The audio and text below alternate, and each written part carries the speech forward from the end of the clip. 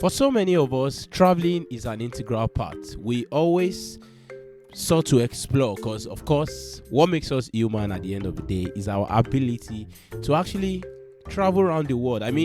Recently we've been hearing a lot of people who are extremely anti-immigration, and the idea behind immigration has become something people really hate because it's a game of people hate us and they shouldn't be coming into our country. However, the fact is still that people will always move. Moving from one place to another is just part of our DNA anyways. So, and for so many people, it's very important you actually know where you're going to or how different this place could be from other places. So basically in this video, I'll be pouring one of the things I think I probably know a lot, which is the places I've lived in. There are two places where I think I've really lived in outside Nigeria. Of course, I've been to other countries, but there are two major places that I think, I've lived in this place and I'm able to understand the concepts or be a person that if you need someone to tell you, should I go to this place or the other, then that might be me. So in this video, we'll be talking about China and the UK. So I'll be dividing this into three parts. I'll be talking about the people, I'll talk about the food, and most especially, for people who are not white people, you'd want to know about the racism status in these two countries. Chinese people, like I said originally, and we all know, are of Eastern origin. They've got a long lineage of Chinese civilization. So you'd expect these people to be very different from other areas of the world because, of course, they've got this very strong ideology about things. And if you think that, then you are right. Chinese people are known for different things. But in general, if I'm going to tell you about Chinese people, I would normally say to foreigners, they are quite nice, they are open-minded, and most of the time they are willing to learn and see things from other people's perspective. And at the end of this video, when I talk about the racism part, I'll be giving a good example of that. China being into communism for a very long period of time, from the Chinese leader Mao Zedong, has made Chinese people a little bit, of course, wary of foreigners. Media in China is extremely controlled. You don't really get to see most things all around the world. For so many people who don't know, YouTube, Facebook, Twitter, these big tech companies in the West are blocked in China. You really can't watch YouTube except you use a VPN, which is actually very illegal in China. Having said that, what would I say about Chinese people? I'll say nice people, very cultural, very open-minded, and trying to learn. British people are historically people that are known to the world. They've been all around the world for so many years. Most British people would say civilization starts from England, which is actually quite wrong because a lot of civilization came before England. Do you know what I mean? And so many people would say, English people would say civilization started from England and they spread it all over the world. It's actually the opposite. The Chinese, the Indians, and then we talk about the Romans, which will be Italians, actually imported these things into the UK. So let me just talk about the people in the UK. So I find people in the UK nice, because I think it will be wrong to say nobody's nice in the UK. A lot of people are nice in the UK, however, with a lot of prejudice than you would normally want or than you normally expect from England. Let me explain that. For me, having lived in China for a couple of years and coming to England, I expect England to be people in England to be a little bit more, maybe nicer. Maybe this ideology I'm having is because of my the ideology I had about England before now. So normally I would expect people in England to be people like in the Harry Potter, which is terribly wrong portrayal of England as a country, you'd expect people to be nice. Oh, hello, how you doing? And of course they do that, but not with the most intention. I mean, if you live in England long enough, you are trained to not be real. That's basically it. You're trained to not be real, and as a result of that, you're more wary about people. You're not sure what someone thinks about you.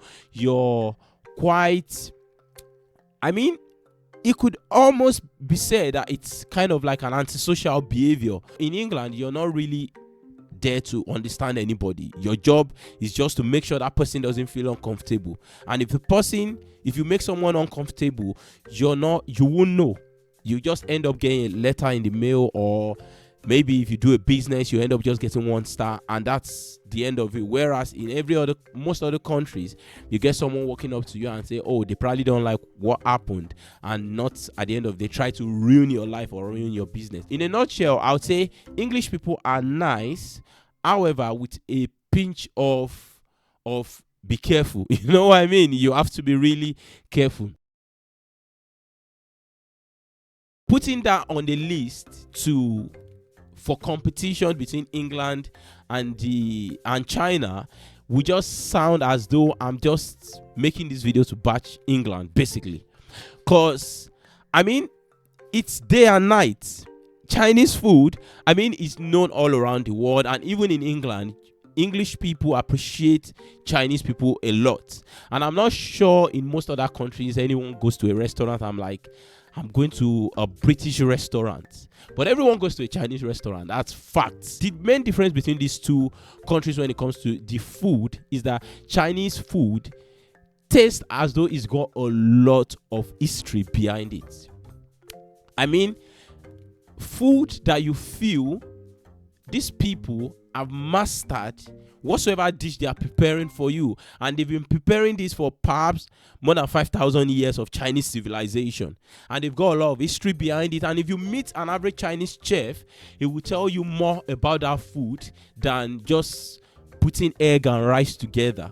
They have a way it's meant to be prepared and all that. However, in England, I think I have this theory about English food. I believe due to the concept of aristocracy and people in the upper class in England, the peasant food, which so many people would say the food of the lower class, had been eradicated over the years, because everyone in England wants to look like they are rich. So they end up eating rich people's food, which include putting, let's say, just boiling chicken and putting rice and just putting side by side and just using fork and having this nice stable manner. I mean, just use an example. The national dish for England is an Indian food. I mean, that won't happen in any other country. It can only happen in England. England is not a racist country. For me, neither is China a racist country. But there is a very strong difference between racism in China and racism in England. You know, racism in China is mostly due to ignorance. I mean, staunch ignorance. Let me give you a good example of that. So, China has 1.3 billion people as population. Out of these 1.3 billion people, only 0.04% is black. And if you're talking about other races, white and Indian, or I mean, very, very low population amongst the Chinese population. As a result of this, an average Chinese person had never really even met someone who is not Chinese. And if they had, it would have just been maybe from afar and stuff like that. So, putting this into context, you'd have an average Chinese person never met someone who is not Chinese, definitely having certain ideology about the races they've not met until they meet them. A good example is a Chinese person who I'd never met before back when I lived in China, walking up to me and saying, "Oh, hello, how are you doing?" I said, "I'm okay," of course, in a Chinese accent. And then he's curious about one thing. I mean, very weird stuff, would ask you, why are you black? I mean, it's a legitimate question, and he's asking you, why are you black? It's easy to get offended by this statement, but they are not really being racist. My answer would normally be, oh, it's because of my genetics, it's because my parents are dark skinned, and as a result of that, the guy would say, okay, and immediately you'd see this guy wants to have other conversations with you, and then over time, you guys end up become buddies. I mean, go out together, have dinner, introduce you to his family, introduce you to his own child, who could be a teenager or a toddler.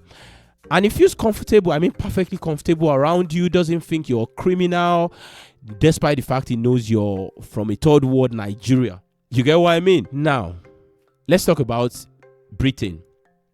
Britain colonized my home country, Nigeria. Britain is our colonizer. They are the ones who were the boogeyman back then. They colonized most countries.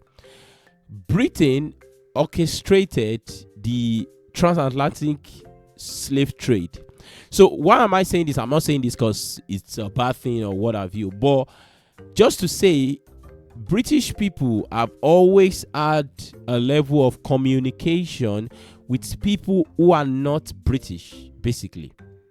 They've always had a good communication, a good exposure to non-white people, especially black people. I mean, they've had black people in this country for a really long time.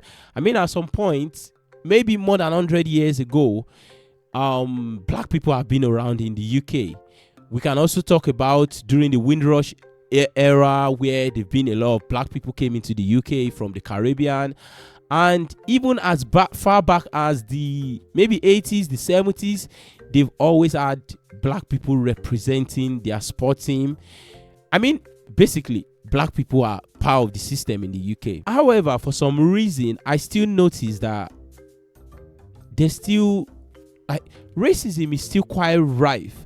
Even though it's not like I said, England is not a racist country, but it's a country where either you like it or not, people will treat you based on the color of your skin. I'm not saying it's 80% of the population. I'm not saying it's 60% of the population, but a huge number of people you'd see don't really want to be your friend, which is fine. You get what I mean? It's not like you're necessarily wanting to be anyone's friend, maybe because they are of a different skin color. Because based on research and stuff, human beings sometimes we have this preference for people who are of the same skin color, ethnicity as us. This includes every race. You get what I mean? But then you see that more in England. Let me give an example. I've got a lot of friends like the Nigerians, the Africans, Indians, and at some point I did ask them a question. Do you have a white friend? I mean, this is a legitimate question, yeah? I find that most people only have white friends that are like co-workers who obviously they are not really friends with. They just talk to them because your co-workers are not your friend here in England. And they don't really have any friend where they would say, oh, I go into this guy's house, we go out and play, we're friends, buddies who chat on the phone about random stuff. It's just mostly professional stuff or people they do business with. There is no personal relationship with most white people they have in England. Like I said, everything I said now is not because I think England is racist, or neither do I think China isn't racist.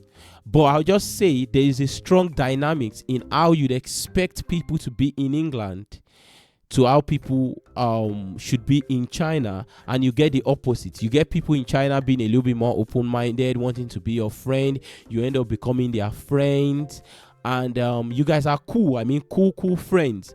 And then when you now come to England, you realize that the only friends you have are people that are your professional friend. Most people don't want to hang out with you. The people that they hang out with are just their own people they've known from childhood, or perhaps white people. And then you end up forcing, or you end up having a society where Indians are just on their own. You only see Indians being friends with Indians, then blacks being friends with blacks, then whites being friends with whites, and it becomes like a multipolar society where people don't really meet. So that is just my own general experience. I just say I should make this for you guys who would be willing to see my own perspective on the differences between China and the UK, an Eastern and a Western country. So you guys tell me what you think in the comment down below. Do you think my opinion about these two countries are spot on or not? But or you think I'm just capping basically?